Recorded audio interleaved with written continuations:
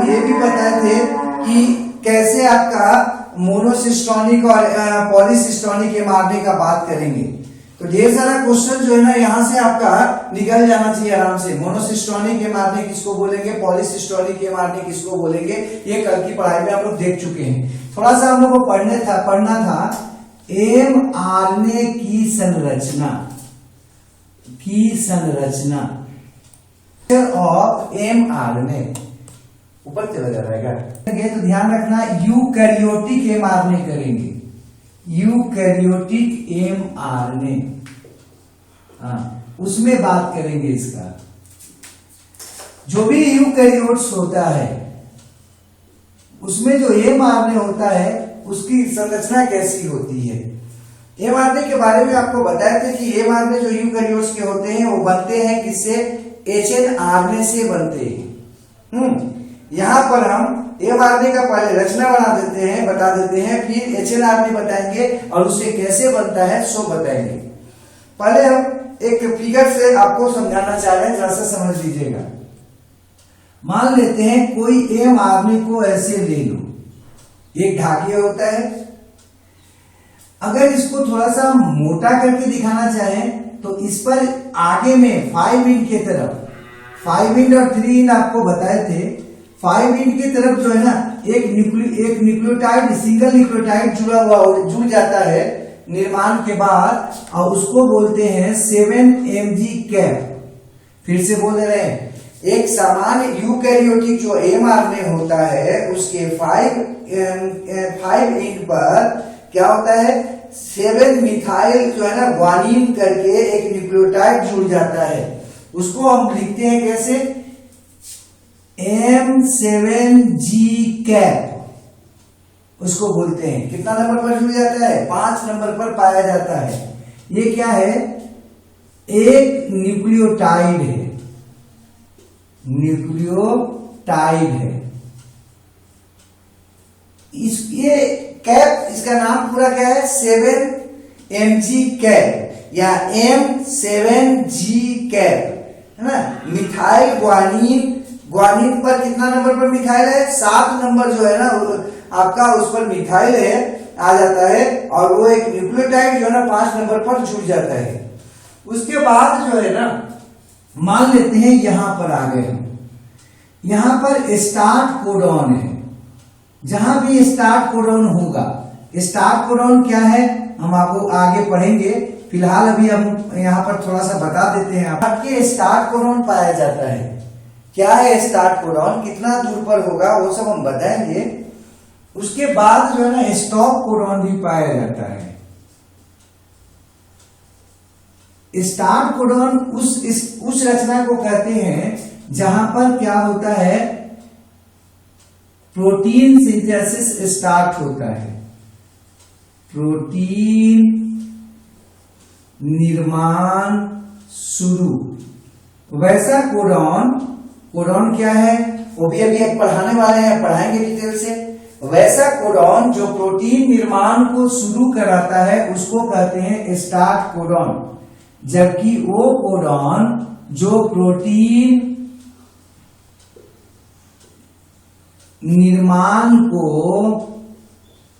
क्या कराता है, बंद कराता है, उसको कहते हैं स्टॉप कोडॉन। और इन दोनों के बीच के जो कोडॉन है वहां पर ही आपका ट्रांसलेशन होगा। तो किसी भी यूकैरियोटिक जब हम एमआरएनए का बात करेंगे तो उसमें 5 इंच पर एक आपका न्यूक्लियोटाइड जुड़ जाता है जिसको हम कहते हैं 7mg कैप। ठीक है, किस इंच पर, 5 इंच पर। 3 इंच जो है इस पर क्या होता है, इस पर भी जो है ना न्यूक्लियोटाइड जुड़ जाता है, 20 से लेकर 200 न्यूक्लियोटाइड जुड़ जाता है, न्यूक्लियोटाइड जुड़ जाता है, जिसमें क्या होता है, एडेनिन होता है। एडेनिन क्षार वाला कौन न्यूक्लियोटाइड जुड़ेगा, वैसा न्यूक्लियोटाइड आकर जुड़ता है जिसमें कौन सा क्षार होता है, एडेनिन क्षार होता है। और ये जब आकर जुड़ते हैं ना तो इस रचना को बोलते हैं poly a tale. Poly a tale, ठीक है। तो 5 एंड पर एक न्यूक्लियाइड जुड़ता है या जुड़ा रहता है यूकेरियोट्स में, निर्माण के बाद जुड़ जाता है। उसका नाम क्या है? 7mg cap. जबकि 3 एंड पर 20 से 200 जो है ना न्यूक्लियोटाइड आकर जुड़ जाता है और उसका नाम है क्या? Poly a tale. उसमें क्या होता है? एडेनिन क्षार होता है। बीच में अब अगर आओगे तो जो आपका 5 एंड जहां से शुरू हुआ उससे थोड़ा हटकर स्टार्ट कोडॉन पाया जाता है, मतलब वो कोडॉन जो प्रोटीन निर्माण को शुरू करता है। और 3 एंड पर थोड़ा दूर पहले ही आपका क्या होता है? स्टॉप कोडॉन पाया जाता है जो प्रोटीन निर्माण को बंद कर देता है। अर्थात अगर इसको हम बांटना चाहें तो ट्रांसलेशन कितना दूर केवल होगा? स्टार्ट कोडॉन से स्टॉप कोडॉन तक होगा। स्टार्ट कोडॉन से पहले 5 एंड तक, यहां तक कोई प्रोटीन सिंथेसिस नहीं होता है और इसको कहते हैं यूटीआर। स्टॉप कोडॉन से के बाद 3 एंड पर, स्टॉप कोडॉन के बाद 3 एंड पर कोई प्रोटीन सिंथेसिस नहीं होता, उसको भी कहते हैं यूटीआर। यूटीआर क्या है? ये तो पहला था जो पहले है, फर्स्ट यूटीआर है ना। और इधर जो है ना ये यूटीआर सेकेंड है। आपके मन में आएगा यूटीआर का क्या मतलब है? अनट्रांसलेटेड रीजन, मतलब इस पर अगर पेप्टाइड बॉन्ड बनेगा तो इतना ही दूर बनेगा स्टार्ट से स्टॉप कोडॉन के बीच में। ये है पेप्टाइड चेन। पेप्टाइड चेन का निर्माण सिर्फ इतना ही दूर होगा, स्टार्ट कोडॉन पर शुरू होगा और स्टॉप कोडॉन पर क्या होगा? बंद हो जाएगा, रुक जाएगा। उसके आगे स्टार्ट कोडॉन के आगे 5 एंड पर क्या कहलाता है? यूटीआर कहलाता है। स्टॉप कोडॉन के बाद 3 एंड पर क्या कहलाता है? यूटीआर कहलाता है। तो यूटीआर क्या था भाई? तो यूटीआर का पूरा नाम है अनट्रांसलेटेड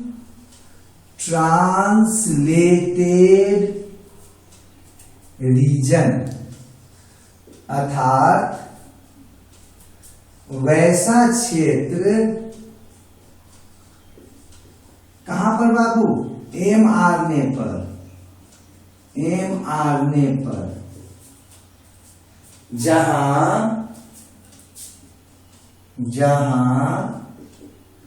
प्रोटीन निर्माण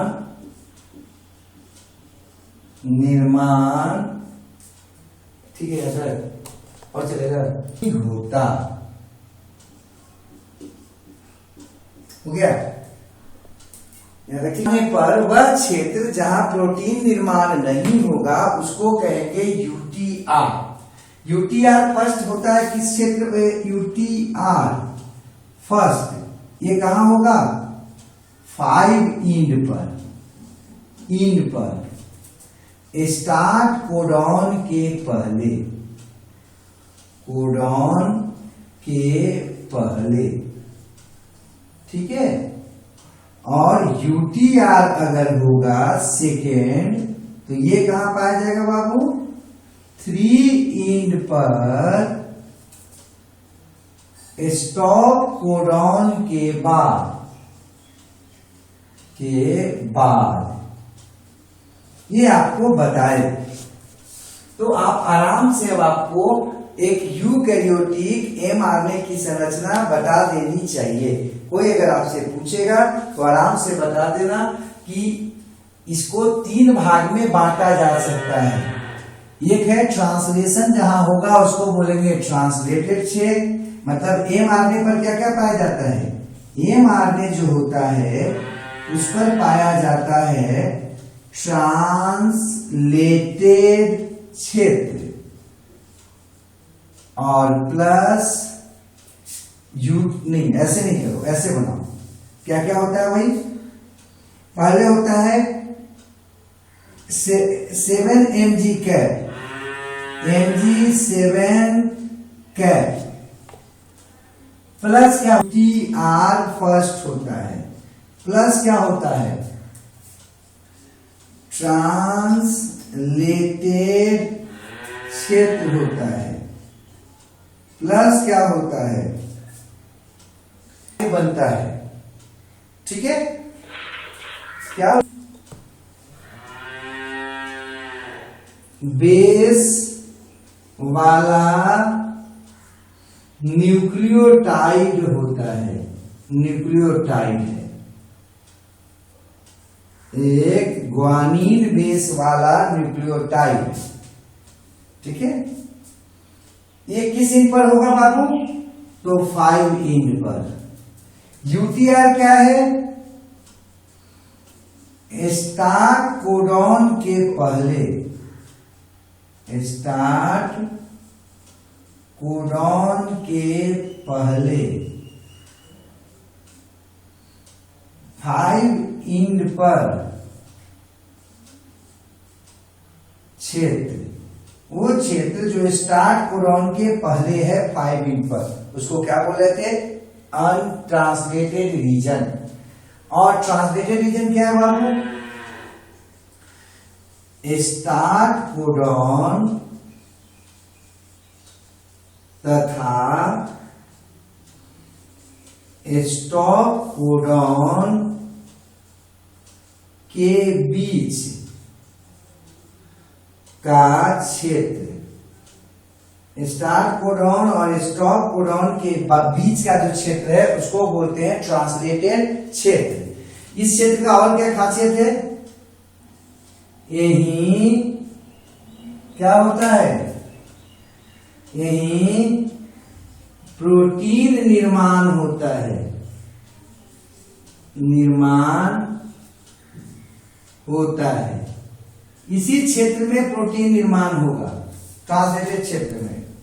यूटीआर सेकेंड क्या हो जाएगा बाबू, कोई पूछेगा तो बता देंगे 3 इंड पर स्टॉप कोडॉन के बाद का क्षेत्र।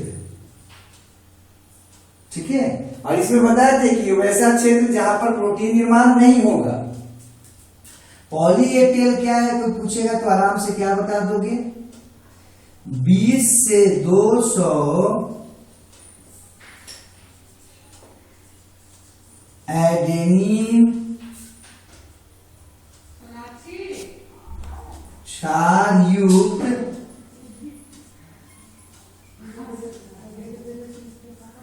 न्यूक्लियोटाइड। ठीक है, ये एक रचना है, अगर आपसे क्वेश्चन में पूछ देगा कि एमआरएनए का जो है ना संरचना बताओ, तो आराम से आप यूकैरियोटिक एमआरएनए का संरचना इतना में बता दोगे कि एमआरएनए जो होता है यूकैरियोट्स में उस पर निम्नलिखित हिस्से पाए जाते हैं। 5 इंड पर एक आकर न्यूक्लियोटाइड जुड़ जाता है जिसका नाम है M7G कैप, इसका नाम है। क्यों, क्योंकि ये ग्वानिन युक्त है, ग्वानिन क्षार वाला न्यूक्लियोटाइड है, एक होता है और उसके 7 नंबर पर क्या पाया जाता है, मिथाइल ग्रुप आ जाता है। दूसरा है स्टार्ट कोडॉन और स्टॉप कोडॉन। स्टार्ट कोडॉन किसको बोले, जो प्रोटीन शुरू करेगा, प्रोटीन निर्माण को शुरू करने वाले कोडॉन को स्टार्ट कोडॉन बोल रहे थे। इसके और स्टॉप कोडॉन जो प्रोटीन निर्माण को बंद करता है उसके बीच के रीजन को बोलते हैं कौन रीजन, ट्रांसलेटेड क्षेत्र। स्टार्ट और स्टॉप कोडॉन के बीच का क्षेत्र को क्या है, ट्रांसलेटेड क्षेत्र। अब ये जो ट्रांसलेटेड क्षेत्र है, हाँ यहां पर ऐसे करते हैं, नहीं तो लिख ही देते हैं ट्रांसलेटेड क्षेत्र, ट्रांसलेटेड क्षेत्र।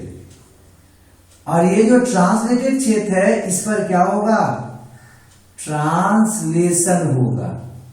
हाँ, ट्रांसलेशन का मतलब आपको बताए थे, प्रोटीन निर्माण को हम लोग क्या कहते थे, ट्रांसलेशन कहते थे। तो पेप्टाइड चेन बनेगा, है ना। तो पेप्टाइड चेन सिर्फ ट्रांसलेटेड क्षेत्र पर ही बनता है। फिर स्टॉप कोडॉन क्या हो गया, वो कोडॉन जो प्रोटीन निर्माण को रोक देता है। फिर यूटीआर सेकेंड क्या हो गया, वैसा क्षेत्र जिस पर प्रोटीन निर्माण नहीं होगा, है ना। और उसी तरह से पॉली ए टेल, वो 3' के बाद जो है ना 20 से 200 एडेनिन क्षार युक्त वाला न्यूक्लियोटाइड जुड़ जाता है, जिसको हम लोग कहते हैं पॉली ए टेल। तो ये पूरा आपका संरचना है, आप इसको सबको लिख दिए हैं आराम। इसका बात कर रहे थे प्रोकैरियोटिक अगर एम आरएनए होगा तो प्रोकैरियोटिक एम आरएनए में M7G जो आपका न्यूक्लियोटाइड बता रहे थे या कैप बता रहे थे वो नहीं रहता है, साथ ही साथ पॉली ए टेल भी नहीं रहता है। तो ये दोनों जो है ना आपका प्रोकैरियोटिक जो एम आरएनए में रहेगा उसमें नहीं रहेगा। तो इस बात को यहाँ पर हम लिख देते हैं स्टार देके, आप लोग थोड़ा सा नोट करें। पाई जाएंगी प्रोकैरियोट्स में, प्रोकैरियोट्स में भी UTR1 रहेगा, प्रोकैरियोट्स में भी ट्रांसलेटेड रीजन रहेगा, प्रोकैरियोटिक एम आरएनए में भी क्या होगा UTR2 रहेगा।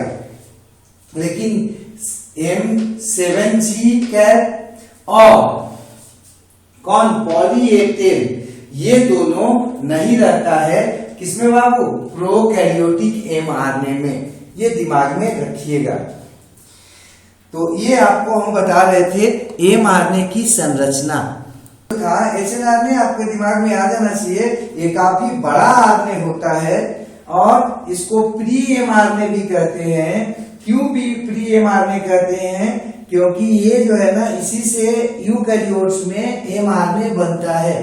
फिर ये भी लिखे हैं कि ये जो होता है केवल यूकैरियोट्स में पाया जाता है और प्रोकैरियोट्स में नहीं पाया जाता है। एक बात और लिख लेते हैं, इसमें पोस्ट ट्रांसक्रिप्शनल चेंजेस,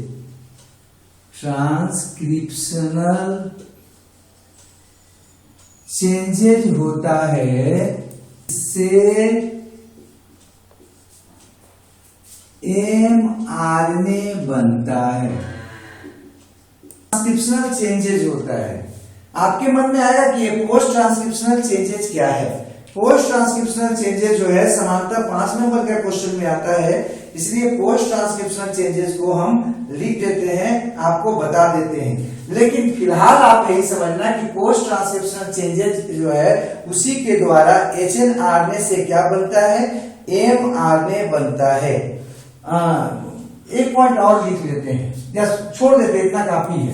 ये यूकैरियोट्स में पाया जाने वाला आरएनए है। एचएनआरएनए क्या है भाई, काफी बड़ा आरएनए होता है। एचएनआरएनए क्या है बाबू, ये जो है ना एम आरएनए का निर्माण करता है यूकैरियोट्स में, और इसीलिए इसको हम लोग क्या कहते हैं, प्री एम आरएनए भी कहते हैं। इससे एम आरएनए निर्माण की जो प्रक्रिया है, जो क्रिया है, उसको कहते हैं पोस्ट ट्रांसक्रिप्शनल चेंजेज। तो यह इतना लिख दोगे तो 2 नंबर का क्वेश्चन रहेगा, आराम से हो जाएगा। अब यहां पर बात आता है, क्वेश्चन आता है कि पोस्ट ट्रांसक्रिप्शनल चेंजेस क्या है।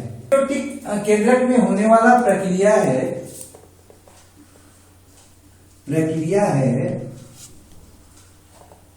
जिससे पहले तो ये लिखना कि पोस्ट ट्रांसक्रिप्शन चेंजेस क्या है, यूकैरियोट्स के केंद्रक में होने वाला वह प्रक्रिया है जिसमें एचएनआरएनए जो होता है काफी बड़ा होता है, वो आपका छोटा आरएनए में मतलब एम आरएनए में बदल जाता है।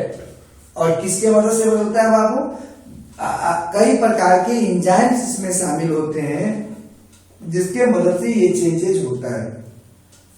अब इसको हम डायग्राम्स के मदद से आपको समझा देते हैं, डायग्राम के मदद से आपको बना देते हैं ताकि आप एग्जाम में लिख के 5 नंबर आराम से उठा सकते। ये है, मान लेते हैं डीएनए, ये डीएनए है।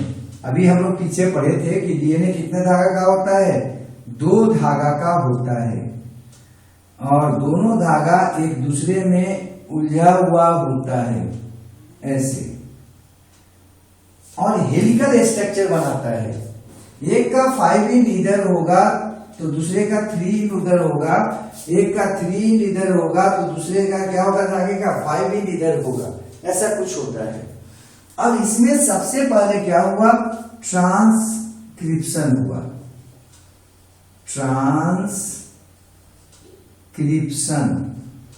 ट्रांसक्रिप्शन शायद याद होगा आपको, ऐसे पढ़ेंगे भी हम। उससे क्या बनता है, आरएनए बनता है, काफी बड़ा आरएनए बना, ऐसे है ना, ऐसे बड़ा सा आरएनए बन जाता है।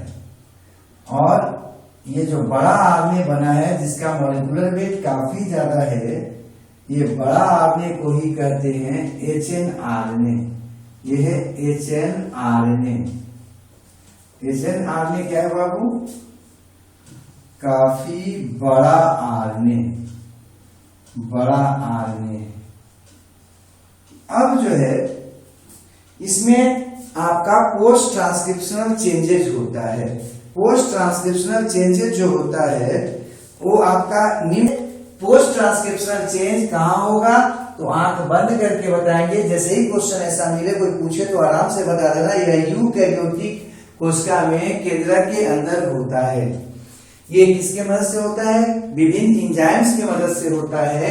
जिसमें होता क्या है कि जो आपका बड़ा आरएनए होता है एचएनआरएनए, वो आपका उसमें से इंट्रॉन को हटा दिया जाता है। केवल इंट्रॉन हट जाता है, केवल एक्सॉन बच जाता है। और साथ ही साथ उसके 5' पर 7Mg कैप जोड़ दिया जाता है। और फिर आपका 3' पर पॉली ए ट्रेल जोड़ दिया जाता है। इस पूरे प्रक्रिया को कहते हैं पोस्ट ट्रांसक्रिप्शनल चेंजेज। ट्रांसक्रिप्शन के बाद का परिवर्तन एक से ज्यादा न्यूक्लियोटाइड को आराम से बनाता है। तो एक क्वेश्चन दे देते हैं, देखना बना के। अगर नहीं बनेगा तब जो है ना हम क्या करेंगे, बता देंगे। है जिसका काम क्या है भाई, ये आपका स्नर्प्स या स्प्लीचियोसोम बनाता है, जो पोस्ट ट्रांसक्रिप्शनल चेंजेस को पूरा करता है। मतलब एचएनआरएनए को किस में बदल देता है, एसएनआरएनए में बदल देता है। और भी काम है, लेकिन ये मुख्य काम है उसका, ध्यान में रखिएगा। नेक्स्ट जो हम लोगों को अब पढ़ना है वो है जेनेटिक कोड द्वारा दिया गया था, है ना। सबसे पहले इसको कौन दिए थे, जॉर्ज गैमो।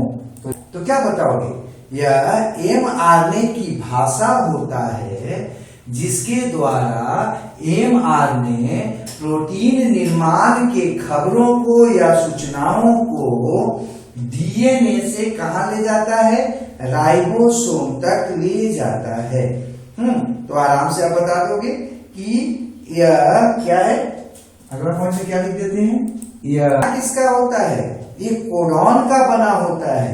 अर्थात कोडॉन इसके शब्द होते हैं जो 4 अलग अलग प्रकार के बेसेस जो आरएनए पर पाए जाते हैं उसका बना होता है या होते हैं। तो जेनेटिक कोड का वर्णमाला कौन हो गया, AUGC, जो कि एमआरएनए पर पाया जाता है।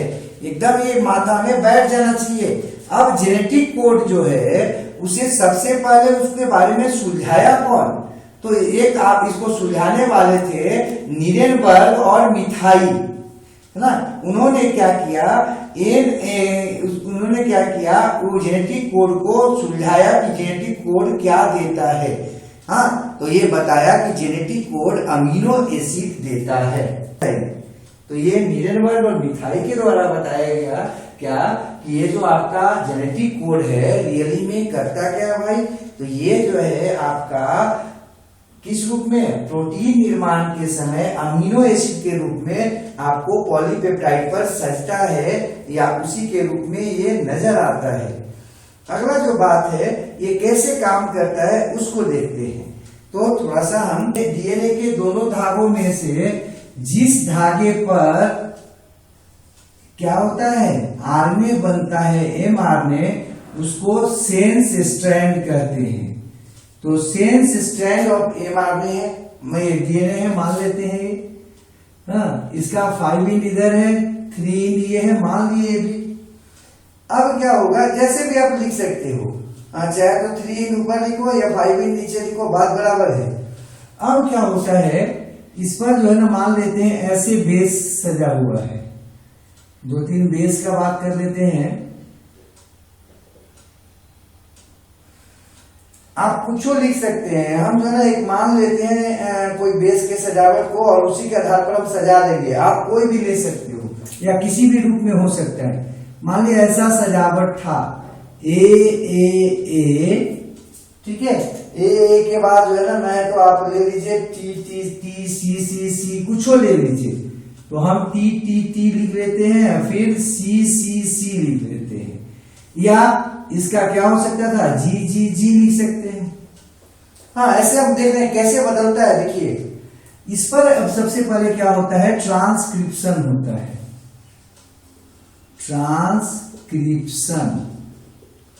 ट्रांसक्रिप्शन को ही हम कोडिंग करते हैं। कोडॉन का बनना। इसमें क्या होगा, 1:1 का रेशियो फॉलो होगा। मतलब जितना वहां होंगे उतना यहां बनेगा। तो इसके बाद क्या होगा, यहाँ पर एक इसी के जैसा जितना बड़ा वो रहेगा उतना ही बड़ा जो है ना क्या बनेगा, एम आर में बनेगा। उधर 5 इंड है तो इस पे क्या हो जाएगा, 3 इंड हो जाएगा। ऐसे क्वेश्चन भी आता है एग्जाम में कि ये दिया हुआ है एक धागे पर डीएनए के दूसरे धागे पर निकालो क्षार की सजावट को, या एम आरने पर क्षार की सजावट को निकालो। कैसे होगा देख लो। अगर ये होगा तो यहाँ पर उसका उल्टा क्या होता है, यू होता है। ए का उल्टा क्या हो जाएगा, यू। कंप्लीमेंट्री बताए थे, टी होता है ना, लेकिन टी तो यहाँ होता नहीं है आरने में। टी का उल्टा क्या हो जाएगा, ए। तो जहां जहां वहां टी होगा वहां यहाँ ए हुआ होगा। सी का उल्टा क्या होता है, जी। सी का उल्टा जी। और जी का कंप्लीमेंट्री मतलब उल्टा मतलब कंप्लीमेंट्री बोल रहे हैं। हाँ, जी का क्या हो जाएगा, सी हो जाएगा। तो ये आ गया किस पर, ए मारने पर आ गए। अब ए मारने जो है वो क्या करेगा, ट्रांसलेशन करेगा। ट्रांसलेशन, इसी को हम डीकोडिंग करते हैं। कोडिंग, डीकोडिंग करते हैं मतलब खुलना। तो इससे क्या बनेगा बाबू, पॉलीपेप्टाइड चेन बनेगा। ये बना पॉलीपेप्टाइड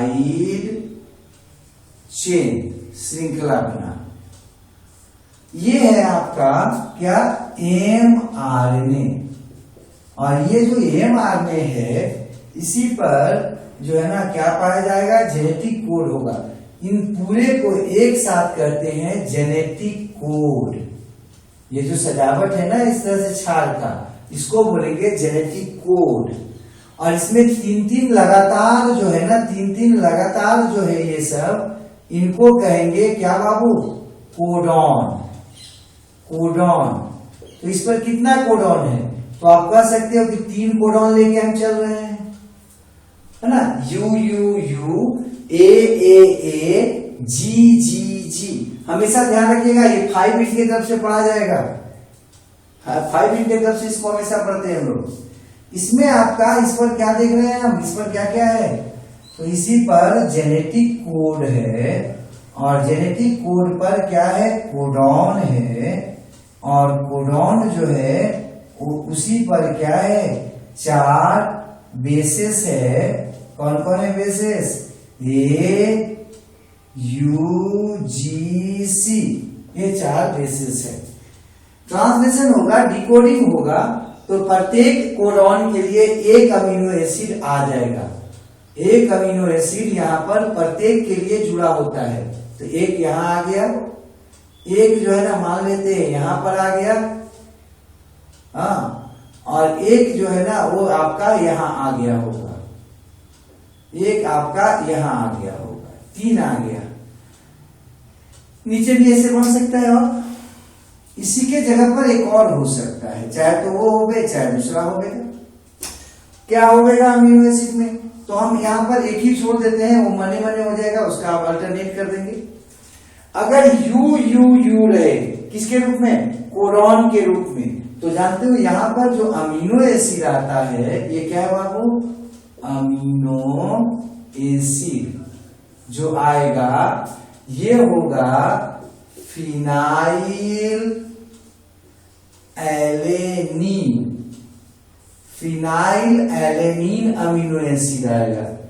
कौन आएगा, फिनाइल एलेनीन। अगर पढ़ने में दिक्कत हो रहा है तो इसका हिंदी लिख देते हैं फिनाइल एलेनीन। ठीक है, उसके बाद ये पहला अमीनो एसिड है, यहाँ पर हमेशा पहला नीचे से शुरू करना है। जो 5 इन है ना उसके तरफ से, जहां भी नीचे ऊपर कहीं भी रहे, 5 इन जिधर रहेगा वो पहला अमीनो एसिड वहीं से शुरू होगा, उधर से ही शुरू होगा। क्यों होगा वो आपको आगे बताने वाले हैं, पीछे बताए भी थे कि 5 इन पर ही स्टार्ट कोडॉन पाया जाता है। अब देखो ये जो है आपका, ये फर्स्ट है, उसके बाद उधर होगा। ये जो है आपका कौन, ए देखो ये भी आपका, इसके लिए भी कौन आ गया, अमीनो एसिड आ जाएगा, उसके लिए भी अमीनो एसिड आएगा। लेकिन कोडॉन जो है ना वो बदल गया, था क्या यू, यहां पर क्या आ गया, ए आ गया। जैसे ही यू आएगा तो यहां पर हो जाएगा अमीनो एसिड कौन, लाइसीन अमीनो एसिड, लाइसीन। अभी कौन था बाबू, अभी जो था यू कोडॉन के लिए था फिनाइल एलेनीन, वो भाग गया किसमें, लाइसीन में, अगर ए कोडॉन होगा तो। और अगर जी होगा तब क्या हो जाएगा, तब जो अमीनो एसिड होगा वो होगा ग्लाइसीन। जी अगर कोडॉन के रूप में होगा तब होगा ग्लाइसीन। लेकिन जी के अलावे सी भी बताए, अगर सी होगा तब क्या हो जाएगा, प्रोलीन हो जाएगा। ठीक है, ऐसे आपको देखो कैसे बदल गया। यहां पर देखो तो 3 जो है उसके लिए कितना कोडॉन बना, 3 के लिए कितना कोडॉन, 1 कोडॉन बना। यहां पर रेशियो 3:1 का है, 3 बेस से कितना कोडॉन, 1 कोडॉन, इसीलिए 6 था तो कितना कोडॉन हो गया, 3। 6 था कि 9 था, 3 6 3 9 के लिए कितना कोडॉन, 3। तो 3 मतलब 3 बेस का 1 कोडॉन होगा।